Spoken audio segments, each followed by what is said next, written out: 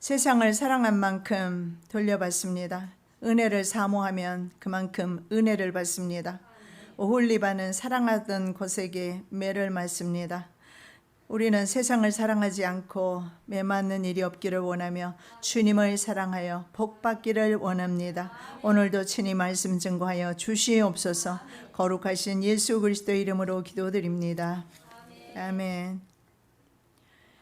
세상을 사랑한 만큼 돌려받는다 제목의 말씀으로 에스겔 23장 22절에서 49절 말씀까지 보고 있습니다. 오늘은 24절 말씀부터 보도록 하겠습니다. 그들이 병거와 수레와 크고 작은 방패를 이끌고 투굿은 군대를 거느리고 치러 와서 너를 애워쌀지라. 내가 신문권을 그들에게 맡긴 자 그들이 그 신문권대로 너를 신문하리라. 참 무서운 말씀이 오홀리바에게 내려지고 있습니다. 자, 하나님께로부터 바벨론은 심판하는 권세를 이양받는 것을 볼 수가 있습니다. 바벨론 군대는 아수르 군사와 여러 다국적 군사들로 되어 있었다라고 말씀드렸는데, 이 바벨론 군대가 얼마나 조직적으로 움직이면서 이스라엘을 치러 오는지 여기에서 구체적으로 말씀하고 있는데, 병거와 수레와 방패, 투구 이런 전쟁 무기들을 언급하고 있습니다. 엄청나게 바벨론 군대가 조직력을 갖추고 왔다라는 사실을 봅니다. 그럴 수밖에. 다니엘서 2장 말씀에 보면 바벨론은 바로 금머리에 해당하는 가장 강력한 국가였음을 알 수가 있는데, 병기는 끝이 예리하고 강한 날카로운 전쟁용 무기인 것을 우리는 알 수 있습니다. 자, 수레는요, 둥근 모양 바퀴가 달린 수레입니다. 말할 것도 없이 전쟁 물자와 무기들을 부지런히 예루살렘을 향해서 실어 날랐다라는 사실을 보는데, 과거에는 하나님의 은총과 은혜 가운데 있었던 예루살렘이 이제는 하나님의 심판 아래서 바로 이웃에 해 있던 강대국의 이스라엘을 공격해오는 그런 슬픈 현실을 보고 있는데, 그렇게 된 이유는 이스라엘이 하나님 앞에 불순종했기 때문이며, 하나님보다는 세상을 더 사랑했기 때문이며, 하나님보다는 세상 사람을 더 의지했기 때문임을 알 수가 있습니다. 투구 쓴 군대는요, 역시 아치형의 투구를 쓴 보병, 그래서 보병 또한 굉장히 막강했다는 사실을 볼 수가 있습니다. 우리가 흔히 말하는 육군입니다. 육군들을 가리키는데, 여기에 보면 모든 전쟁에서 동원할 수 있는 무기들이라든가 군사력이라든가 다 동원되어서 이제는 총 공격을 하는데, 그 공격을 향하는 곳이 바로 그리스도인의 가정이라면요,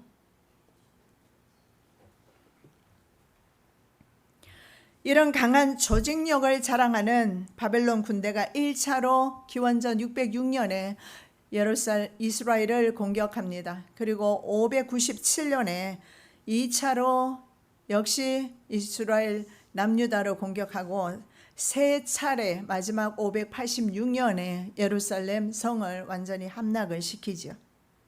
여기에 오늘 말씀해 보니까 너를 애워싸리라.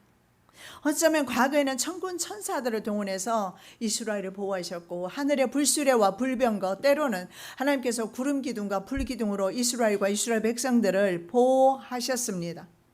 그런데 이제는 그 보호막이 거두어지니까 사방에서 불뱀들이 몰려오기 시작합니다. 민수기 말씀에 불뱀이 몰려와서 이스라엘을 물었던 것처럼 말입니다. 마지막 3차는 유다왕 시드기야 통치 제9년 기원전 588년부터 3년간 586년 동안 3년간 예루살렘을 포위합니다. 이것이 하나님 말씀에 그대로 성취된 거예요. 너를 애워싸리라. 이 말씀 에스겔의 예언대로 성취되어서 예루살렘을 완전히 애워쌌는데 3년간을 애워싸다가 586년에 멸망을 시키게 됩니다. 자, 다윗은 성경에서 뭐라고 말씀합니까? 하나님께서 무슨 전쟁을 하든지 이기게 하셨다라고 말씀하고 있습니다. 그런데 다윗의 후손인 그들은 어떻게 해서 이 전쟁에서 지게 된 것인가? 말할 것도 없이 하나님보다는 세상을 너무 사랑해서 그렇습니다. 우리가 전쟁하는데 우리는 영적 전쟁을 하고 있어요. 실제로 우리 눈에는 잘 보이지 않을 수도 있지만 눈에 보이기도 합니다.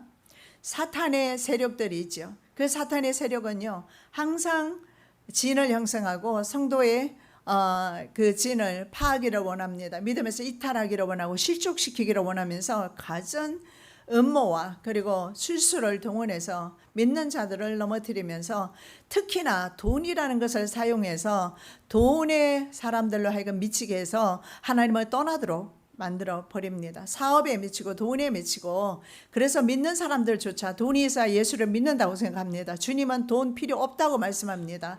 돈 없이 값 없이 와서 사 먹으라고 분명히 이사야 선지자가 말씀하고 있어요. 그래서 하나님께로 오는 데는 돈이 사실 필요 없습니다. 중요한 것은 하나님이 보시는 것은 돈이 아니라 내 마음입니다.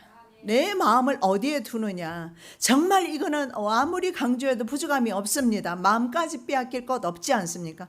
하루 종일 세상에서 먹을 양식을 위해서 종노릇 하는 것도 억울한데 왜 무엇 때문에 마음까지 세상에 다 주느냐 말입니다.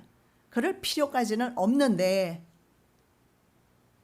사실은 그의 마음속에 하나님이 안 계시고 돈이 들어있기 때문에 돈을 쫓아갈 수밖에 없고, 자기가 사랑하는 것, 그것이 마음에 있기 때문에 그것을 쫓아갈 수밖에 없는 것입니다.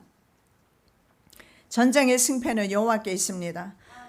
다윗이 이긴 것처럼 우리도 영적 전쟁에서 이기기를 원합니다.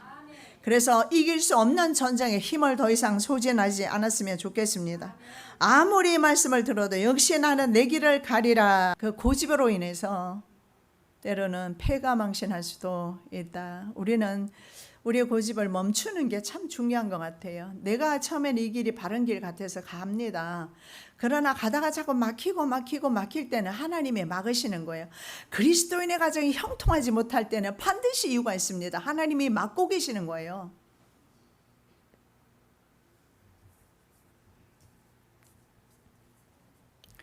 우리는 발람의 교훈에서 알 수 있지 않습니까? 발람이 원치 아니하게 이스라엘 백성을 저주하러 가는 그 길을 심지어는 천사가 칼을 빼서 들고 앞에서 막고 있었지 않습니까?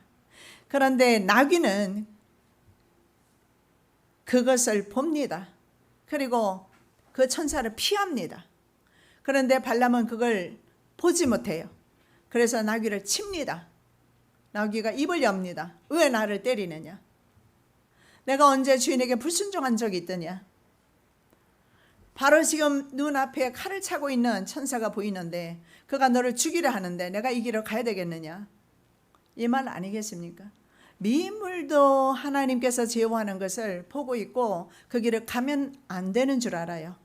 그런데 하나님의 자녀가 되어서 하나님이 그렇게 끝까지 말리는데 꼭 그렇게 고집스럽게 그 길을 가야 하겠습니까?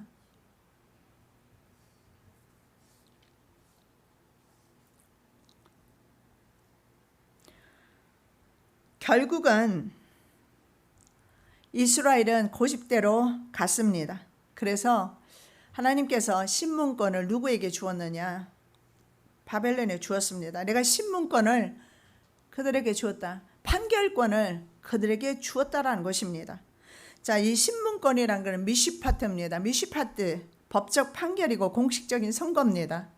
공식적으로 하나님에 대한 심판을 사람에게 맡기는 거예요. 그래서 우리는 환경을 통해서 하나님께서 우리를 때로는 잘못된 길로 갈 때 제어한다는 사실을, 막는다는 사실을 알 수가 있는데, 호세아 선지자는 담과 가시 울타리로 막았다라고 말씀하고 있습니다. 그런데 고멜은요, 미친 듯이 뛰어가서 가시 울타리에 걸려버리고 찢기고, 그리고 담벼락에 들이받아서 깨어지고, 그러면서도 고멜은 계속 그 길을 갑니다. 그리고 하나님은 언제나, 호세아는 언제나 그 고멜을 받아주고 사랑해주는 하나님의 모습으로 나타납니다. 미슈파트는 법도나 규례라는 의미도 있어요. 이것은 바벨론이 말입니다. 자국의 규례와 법도를 따라서, 자국의 헌법이겠죠. 법을 따라서 이스라엘 백성들은 마음껏 형벌을 줍니다. 그래서 유다를 심판하는 집행관이 된 것입니다. 자, 25절입니다. 내가 너를 향하여 투기를 바라리니 그들이 분노로 내게 향하여 내 코와 귀를 깎아버리고 남은 자를 칼로 엎드러뜨리며 내 자녀를 빼앗고 그 남은 자를 불에 사르며. 얼마나 무자비한 갈대아 정복자들 볼 수가 있습니다. 백성의 코와 귀를 절단하고, 문자 그대로 해석할 수도 있습니다. 칼로 죽였습니다. 백성은 포로로 잡아갔습니다. 1차로 다니엘이 잡혀가지 않습니까? 다니엘 이하의 귀족들이 잡혀가죠. 그리고 화형시켰습니다. 고대 당시 근동 지역에서는 남유다 시드기야 왕이 끝까지 반역하다가, 바벨론에 반역하다가 붙들렸습니다. 그래서 느부갓네살 왕은 그 사람의 두 눈을 뽑습니다. 그리고 왕자들은 죽이고 붙들어 가지요. 그래서 고대에는 이런 일들이 많이 있었던 것 같아요. 눈알도 뽑고 귀도 잘라버리고 해서 모멸감을 그렇게 주는 것입니다. 그리스도인이 다른 사람에게 모욕을 당할 때는 하나님의 경고입니다. 고대 근동의 풍습을 이렇게 또 표현했을 수도 있습니다. 그 당시 어떤 풍습이 있었느냐면 아수르, 애굽, 갈대아 그 외 모든 다른 지역에서 행해졌던 풍습인데요. 간통한 아내가 들켰을 때입니다. 내리는 형벌이에요. 그러면 그 간통을 적발한 남편은 아내의 코를 뱉다라고 합니다. 실제로. 그리고 그 정부는 고자로 만들어버렸다라고 합니다. 그래서 모든 사람들에게 간통했다는 것을 보여주는 거예요. 그러면 그 사람을, 그 모습을 보면서 이 사람은 간통한 사람이구나. 그래서 모든 사람에게 혐오의 대상이 되게 했습니다. 그런 일도 있었죠. 그렇게 이스라엘 백성이 바로 고대 근동 지역의 풍습처럼 간통한 아내로서 하나님 앞에 서 있다라는 사실을 볼 수가 있어요. 그게 바로 호세아 말씀 아닙니까? 간통하는 고멜을 끝까지 사랑하는 호세아. 고멜은 이스라엘, 그리고 간통한 여인 고멜을 계속 사랑하는 사람은 호세아는 하나님입니다. 그래서 하나님 질투의 결과임을 알 수가 있는데, 십계명에 보면 나 여호와 너희 하나님은 질투하는 하나님으로 그렇게 나와 있습니다. 자, 이스라엘 백성은 왜 하나님께서는 우리 인간들처럼 시기 질투하는 걸까요? 그런 의미가 아니에요. 이스라엘 백성은 하나님과 직접 언약을 맺었어요. 계약을 맺었습니다. 그렇다면 이스라엘 백성은 그 계약에 대한 책임을 져야 되는 것이고, 하나님은 계약에 충실하다는 의미로 해석하셔도 좋습니다. 하나님은 그 계약에 충실하시기 때문에 예수님을 이 땅 위에 보내셨고 우리를 구원하신 겁니다. 그래서 그 계약에 충실하신 하나님을 질투하는 하나님으로, 그렇게 우리는 설명할 수도 있을 겁니다. 아담이 내가 먹으면 죽는다, 분명히 하나님이 말씀하셨고 이것을 행위 언약이라고 합니다. 아담은 그것을 먹고 죽게 됩니다. 이것이 바로 하나님의 질투인 것입니다. 이 하나님의 질투는요, 죄에 대해서 바라시는 것이고 인간에 대해서는 긍휼함으로 나타납니다. 그 인간에 대한 긍휼함이 바로 십자가 사랑인 것입니다. 자, 질투는 키누아라고 하는데 어떤 일에나 대상에 대해서 매우 큰 열심을 내는 모습을 가리키는데, 바로 하나님은 언약에 충실하신 하나님. 그래서 우리는 하나님을 신뢰할 수가 있어요. 그 하나님을 신뢰할 때 그분이 우리의 영생을 놓치지 않으신단 말이에요. 만일에 그분이 바알이나 아세라 선지자처럼 깜빡 잊어버리고 졸거나 아니면 낮잠 자거나 주무셔버리면, 그때 내가 죽으면 나는 어떻게 될까요? 그래서 성경에는 여호와 우리 하나님은 졸지 않으시고 주무시지 않아요. 신실하신 분이세요. 그래서 하나님, 우리가 밤에 죽어도 우리는 염려 없어요. 하나님이 우리와 똑같이 밤에 주무시면 우리는 낮에 죽어야 돼. 하나님이 기억하시도록. 네. 자, 이스라엘은 하나님의 백성으로서 세상 사람과 구별된 삶을 살아야 됩니다. 사도 바울의 이 구별된 사람을 이렇게 표현하는데요, 바로 하나님께서 받으시는 산제사라고 합니다. 그 하나님이 받으시는 산제사는 동물 제사가 아니라고 말합니다. 어떻게 보면 우리의 드리는 이 예배 중요하지만 마음 없는 예배는 영과 진리로 드리지 않는 예배는 상달되지 않는다는 의미와 아마 같을 것입니다. 그래서 그 예배는 어떤 예배를 드려야 할 것인가? 성령으로 예배해라. 우리가 예배를 드리는데 성령님의 도우심으로 예배 드리는 겁니다. 혹시나 이 순간에도 말씀 들으면서 잡생각이 많이 듭니까? 육으로 예배 드리기 때문이에요. 하나님의 성령은 잡념이 없으십니다. 하나님의 성령은 근심함으로 예배드리지 않아요. 근심이 없으십니다. 염려도 없으시고 하나님은 두려움도 없으세요. 그런데 내가 예배를 드리면서도 근심, 걱정, 염려, 두려움이 가득합니다. 특히 여자분들은 맨날 가정살이에 골몰해서 혹시나 이걸 껐나 안 껐나. 좀 전에 제가 안경을 놓고 간 것 같아서 갔더니 어떤 집사님이 혹시 가스 불 껐나 안 껐나 확인하러 들었더라고요. 아줌마 몫인데. 이런 염려, 근심들이 내 영혼을 죽인다는 사실을 기억하셔야 합니다. 그래서 사도 바울은 영적 예배는 어떤 예배인가? 심령의 변화가 일어난 예배예요. 심령의 변화가 일어난 사람은 하나님과 함께 사는 삶이 될 것입니다. 너희는 이 세대를 본받지 말고 오직 마음을 새롭게 함으로 변화를 받아 하나님의 선하시고 기뻐하시고 온전하신 뜻이 무엇인지 분별하도록 하라. 자, 이 동물 제사보다도 영적 예배를 드려야 한다라고 1절에서 말씀하시고 2절에 이어서 이 세대를 본받지 말라. 마음을 새롭게 하라. 즉 1절에서 드리는 말씀은 바로 동물 제사가 아니고 형식적인 예배가 아니고 하나님 앞에 영으로 예배를 드렸을 때 삶 속에서 새로운 삶을 살아가요. 새로운 삶의 방향으로 살아간다라는 것입니다. 그 새로운 방향은 어떤 것인가요? 이 세대를 본받지 않아요. 세상 사람의 삶의 방식대로 살지 않습니다. 마음이 새롭게 되어서 새로운 마음으로 하나님을 섬긴다라는 사실을 볼 수가 있습니다. 자, 바벨론 사람들은 분노함으로 하나님의 명령을 수행합니다. 왜 그렇게 분노할까요?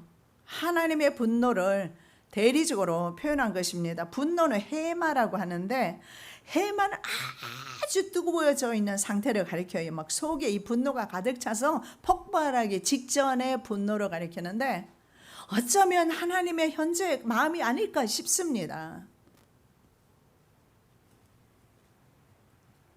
왜냐하면 지금의 전 세계적인 이 주와 죄악을 바라보실 때 소돔과 고모라보다 덜하지 않을 것입니다. 노아 홍수 때보다도 훨씬 더 관영하며 죄악이 넘쳐날 것입니다. 어쩌면 지금 하나님께서 분노를 참고 계시지는 않을지, 바로 과거의 이스라엘 백성들에게 하나님께서 그렇게 참았던 그 분노를 이제 바벨론에게 열심으로 이스라엘을 멸망시키도록 그 열심을 줘버립니다.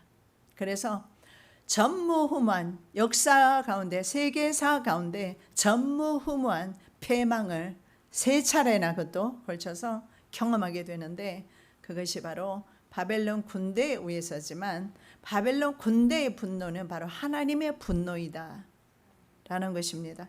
여러분, 우리는 이스라엘 백성들처럼 신앙생활을 얼마나 하셨을까요? 그들처럼 믿는 가정에서 태어났습니까? 아니면 40년, 30년, 20년 신앙생활 하셨습니까? 하나님께서 언제까지 참으셔야 합니까? 어제 저는 참 감동 먹었어요. 하나님께서 참으로 자기한테 오래 참으셨다고 집사님 그렇게 고백하더라고요. 자기한테 하나님이 굉장히 오래 참으신 것 같다고. 너무 감사하고, 그래서 내가 깨닫는 것이 은혜다. 정말 많이 참았다. 하나님은 참고 참으시고, 그리고 저도 그저 참고 주님 앞에 기도하고 눈에 보이는 불신앙적인 모습을 보면서 그저 하나님 앞에 기도하면서 하나님 돌이켜 주시라고. 우리의 기도는 정말 헛되지 않은 것 같습니다. 우리 박은주 자매를 위한 기도, 우리는 믿음 가지고 해야 합니다. 내 자녀가 아니니까, 내 자신이 아니니까 그게 아닙니다. 그들을 위해서 내가 정말 목숨 다해 중보할 때, 내가 그 일을 당했을 때 다른 중보자가 나를 위한다는 사실을 기억하셔야 합니다. 우리는 심는 거예요. 식물을 전도서 말씀에 보면 바다에 던지라고 그랬어요. 바다에 던져서 내가 언제 그 혜택을 보겠습니까? 그러나 하나님이 보고 계십니다. 내가 어떤 선을 행하고 내가 어떻게 다른 사람을 위해서 중보하며 기도하는지. 이번 한 주간 그분은 병원에 수술하러 가지 않을 것이며 우리의 기도를 기다릴 것입니다. 우리가 정말 우리의 힘을 다해서 기도할 때 하나님께서 일하실 줄로 믿습니다. 신명기 언약을 어길 경우에 어떻게 될 것인가? 이 이스라엘 백성하고 하나님과의는요, 이 계약 관계에 있습니다. 이 계약 관계라는 것은 어떤 계약일까요? 속죄의 계약이라는 계약 관계에 있고, 저와 여러분도 마찬가지입니다. 물론 그 전에 이스라엘은요, 뭐 횃불 계약도 있고, 아브라함과 맺은, 그리고 노아 홍수 때 무지개 계약도 있고, 다윗과 맺은 소금 언약도 있습니다. 많은 것들이 있어요. 그러나 가장 중요한 계약은 속죄의 계약인데, 하나님과 예수님이 맺으셨어요. 하나님께서 십자가에 달리기로 계약을 맺으신 거예요. 그래서 예수님께서 십자가에 달리신 것입니다. 이 계약 때문에 말입니다. 이스라엘 백성은 계약 당사자로서 순종하지 않을 때 그 책임을 져야 했던 것입니다. 이것이 바로 신명기 언약입니다. 이 신명기 언약을 어길 때, 거기 신명기 언약을 맺을 때 백성들은 전부 아멘으로 응답했거든요. 그래서 아멘은 그런 의미가 있어요. 내가 아멘 했을 때는 일주일 동안 아멘으로 사셔야 합니다. 그래서 우리는 아멘 하는 거예요. 내 자녀를 다른 민족에게 빼앗기고 종일 생각하고 알아봄으로 눈이 쇠하여지나 내 손에 능이 없을 것이며 구해낼 능력이 없어요. 아무리 생각해도 자식을 구해낼 능력이 없어요. 종일 생각하고 알아봐도 안 돼요. 자녀를 다른 민족에게 빼앗겼는데 말할 것도 없이 다니엘과 세 친구들을 비롯해서 수많은 이스라엘 민족들이 백성들이 붙들려 갔습니다. 앞에 형벌에서 남겨진 사람들은 어떻게 됐을까요? 칼에 엎드러져 죽게 됩니다. 26절입니다. 또 내 옷을 벗기며 내 장식품을 빼앗을지라. 과거에 오홀리바는 왕비로 불렸어요. 큰 성읍이었어요. 특히 솔로몬이 통치할 때는 그 근방의 어떤 왕들도 감히 근접하지 못했어요. 다윗과 솔로몬이 통치할 때 큰 왕도였습니다. 자, 그랬던 예루살렘이 이제는 주변 이방 국가들에게 수치를 당할 것을 말씀하는데, 내 옷을 벗길 것이다 이렇게 말하는데, 이 벗기다 파슈아트라는 의미가 뭐냐면 이렇게 닫혀 있었어요. 접혀 있었습니다. 우리 지금 다 이렇게 옷이 어때요? 접혀서 단추가 끼워져 있잖아요. 근데 이것이 활짝 열려버리면 어떻게 되겠어요? 망신도 그런 망신이 없겠죠. 그런 것을 표현하고 있어요. 옷을 강제로 벗길 때, 동물의 가죽을 벗길 때, 아니면 남자가 여자를 추행하려고 벗길 때, 그때의 모습을 표현하고 있는데, 요셉의 형들이 요셉의 옷을 그렇게 벗겼어요. 그리고 그 옷을 벗겨서 양의 피를 취해서 당신의 아들이 죽었습니다 하고 전했던 옷이 바로 그 옷이에요. 그렇게 해서 요셉은 옷이 벗겨져서 그때부터 그에게 어떤 일들이 일어납니까? 연단이 시작이 됩니다. 그는 무엇을 잘못했기에 그런 연단을 받아야 했습니까? 그는 채색 옷을 입고 아버지의 사랑을 받으며 어쩌면 자기 욕심에 취해서, 하나님의 약속이 있어요. 11 별과 해와 달이 절할 것이고, 그리고 11 별이 절할 것이고, 형제들이 아니겠습니까? 부모가 아니겠습니까? 그런데 나중에 부모가 실제로 요셉에게 의탁받는 것을 보게 되잖아요. 그리고 실제로 형제들은 직접 와서 요셉에게 절을 합니다. 그러한 약속이 성도들에게 있습니다. 예, 존귀한 약속이 있어요. 있는데 채색 옷을 입고 어리광이나 부리는 아이로서는, 영적인 아이로서는 주의 일을 감당할 수가 없습니다. 연단 받아야 합니다. 욕심 많고 자기밖에 모르고 다른 사람은 생각할 줄도 모르고 나누어 줄 줄도 모르고 그저 형이 잘못하는 거는 고자질이나 하는 그런 요셉의 상태로는 하나님의 사역을 감당할 수가 없어요. 그런데 나중에 그가 장성하게 되었을 때 연단받은 후에는 뭐라고 말합니까? 하나님께서 형님 대신 나를 먼저 보내셨습니다. 죽일래 살리네 하지 않았어요. 하나님이 나를 먼저 보내셔서 우리 가족의 생명을 보존하려 하는 것이 하나님의 뜻입니다. 겸손할 수가 있었던 겁니다. 고대 근동지역 관례 중 하나가 바로 가늠한 아내와 이혼으로 버리거나 이혼해서 버렸을 때 수치를 당했고요. 사람들 앞에서 공적인 수치를 주었는데 옷을 벗겼다라고 합니다. 오홀리바는요, 적들 앞에서 스스로 자기 몸을 벗어 던졌어요. 히스기야가 참 위대한 왕이지만 어리석은 짓을 합니다.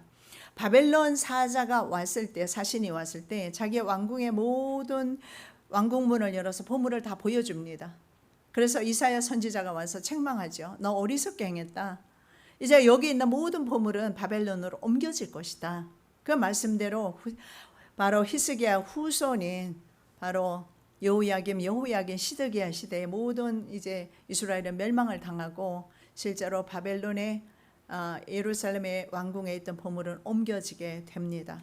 왜냐하면 히스기야가 스스로 열어 보이는 그런 상징을 열어 보이는 것이 그게 상징이었던 것입니다. 히스기야는 시대는 일어나지 않았지만 후대에 의해서 이런 일들이 일어나는데 강제로 옷을 벗기는데 이것은 이스라엘이 스스로 옷을 벗었기 때문이다. 여러분 먼저 옷 벗는 세상을 의지하기 위해서 그렇다면 이것은 이 여인은 가늠하는 여인이 아니라 몸 파는 여자임을 알 수가 있어요. 몸을 팔기 위해서 옷을 자기가 스스로 벗어야 돼요. 그렇다면 이스라엘은 몸 파는 여자가 아닌데 오홀리바라고 나와 있지 않습니까? 여자로 비유하고 있어요. 몸 파는 여자가 아닌데 몸 파는 여자처럼 먼저 벗었더니 나중에는 자기의 옛날에 과거에 몸을 벗어서 던졌던 그 남자에게 수치를 당해서 이제는 그 사람이 나를 강제로 옷을 벗겨요. 이 말은 남유다가 바벨론과 동맹을 맺으면서 스스로 의지하다가 바벨론과 동맹을 파기하고 이집트와 동맹을 맺게 되는 것을 의미할 때 바벨론이 보복을 하는 것을 말씀합니다. 그래서 내 장식품을 빼앗을지라. 이 존귀한 기부인들이 장식품을 가지고 있었어요. 자, 상대에게 강제로 옷을 벗겨주는 수치를 당하면서 그래서 치마의 더러움은 결국을 생각지 않은 결과라고 에가서에 보면 그렇게 나와 있어요. 저의 더러움이 그 치마에 있으나 결국을 생각지 아니하며 그러므로 놀랍게 낮아져도 위로할 자가 없도다. 치마가 더러워졌다라는 것입니다. 그러면 치마가 더러워졌으면 빨 생각을 해야 되는데 나중에 어떻게 될 것인가 생각지 않고 더러운 대로 뒀기 때문에 그렇다. 그렇다면 자기 몸에서 바로 이런 음행을 그치지 않았다라는 것을 보게 되고 성경에서 음행은 하나님 아닌 다른 것을 섬기는 것을 말합니다. 그래서 장식품을 빼앗았다 말하는데 존귀한 기부인들이 코어나 귀에 달았던 보석 등의 장식품이 제하해지고 그들의 신분은 어떻게 될까요? 노예가 됩니다. 이것은 바로 나라의 주권을 잃게 될 것을 그리고 포로될 것에 대한 말씀입니다. 27절입니다. 이와 같이 내가 네 음란과 애굽 땅에서부터 음행하던 것을 그치게 하여 너로 그들을 향하여 눈을 들지도 못하게 하며 다시는 애굽을 기억하지도 못하게 하리라. 자, 하나님께서 바벨론 제국을 들어서 심판하는 주 목적이 있는데 하나님의 목적은 바로 죄의 자리에서 건져내기 위함이지 심판 자체의 목적이 있는 것은 아니다라는 겁니다. 우리 부모가 자녀를 때릴 때는 그 자녀를 미워해서 때리는 것이 아니라 죄를 근절하기 위해서 때리는 것입니다. 이방 열국을 의지하는 동맹과 그 관계에서 발생하는 우상 숭배, 죄가 있어요. 그래서 그 죄에서 돌이키게 하는 것이 그 목적입니다. 그래서 인간은 스스로 근본적으로 자기 죄를 제어하거나 중단할 능력이 없습니다. 그래서 때로는 이런 연단이 필요할 때가 있다라는 사실을 볼 수가 있어요. 이런 연단을 통해서 하나님께서 직접 연단에서 정결케 하신다는 사실을 보게 되는데 히브리어 중에서 가장 강한 부정이 있어요. 여러분 많이 들어보셨는데 로입니다. 로. 로라는 말은 LO인데 로라는 말은 호세아서에 몇 번 나오죠. 로 아미. 아미는 백성이고 내 백성 아니다. 로하마. 루하마는 긍휼력이다. 은혜를 베풀다. 나 은혜 베풀지 않겠다. 이런 의미가 되거든요. 그래서 로와 능동 완료형을 반복적으로 사용하면서 얼마나 하나님께서 가슴에 맺히셨으면 영원히 그리고 절대적으로 용서하지 아니하고 그런 부정을 나타내면서 그들을 벌하시는 것을 말씀하고 있습니다. 선택된 자들이 다시는 그래서 눈을 들어서 우상을 바라보지 못하게 만들어버리는 것입니다. 우상을 섬길 시간도 없습니다. 노예로 팔려가지요. 그래서 기억하지도 못하게 하고 거룩하게 살도록 철저한 심판을 단행하신다. 그래서 이것 역시 보면 하나님의 심판에 대해서 에스겔은 계속 말하고 저도 어쩔 수 없이 그걸 말씀하는데요. 하나님께서 심판을 선포하신다는 것은 사랑의 증거라는 뜻입니다. 그 심판은 우리를 지옥으로 보내는 심판이 아니라 연단 속으로 풀무불 속으로 보내서 어쩌면 인생 삶 가운데서 정말 너무나 뜨거운 그런 인생의 쓴맛을 보게 될지라도 영혼을 위해서는 그게 좋다라는 겁니다. 그래서 이제는 눈을 들어서 열국을 바라보므로 의지하거나 숭배하는 자체를 끊어내십니다. 그들의 우상 숭배는 출애굽 이전부터, 그러니까 애굽에 살 때부터 그들은 애굽에 있는 모든 우상들을 섬기던 고질적인 병이 있어요. 모든 인간들에게 이런 병이 있어요. 자신의 이 고질적인 불신앙의 병이 뭔지 발견하는 은혜가 있으시기 바랍니다. 그래서 그걸 끊어내기 위해서는 하나님은 혹독하게 대하실 것이고 우리는 계속 잘 될 거라는 소망을 가지지만 소망으로 끝날 수도 있어요. 이스라엘 백성은 40년 돌다가 죽은 사람들 많습니다. 그리고 신세대가 새로운 세대가 가나안 땅에 들어간 사실을 알고 있어요. 그렇다면 그들은 소망만 가지고 이 땅 위에 살다가 가나안 땅에 못 들어갔단 말입니다. 우리가 끊어내지 않으면 애굽의 고질적인 이 우상 숭배, 세상을 숭배하는 거, 돈을 사랑하는 거, 사람은 모두 돈을 좋아하는구나. 나도 좋아하고 너도 좋아하고 좋아하는구나. 쫓아가지는 마십시오. 예, 다 필요합니다. 다 좋아합니다. 안 좋아하는 사람 없어요. 안 좋아한다는 건 거짓말이에요. 그러나 두 끼 밥 이상 먹을 수 있으면 감사하고 욕심 부리지 말아야 합니다. 전부 돈 욕심이에요. 이 돈 욕심 때문에 돈 우상이 하나님과 우리 사이를 내고 있습니다.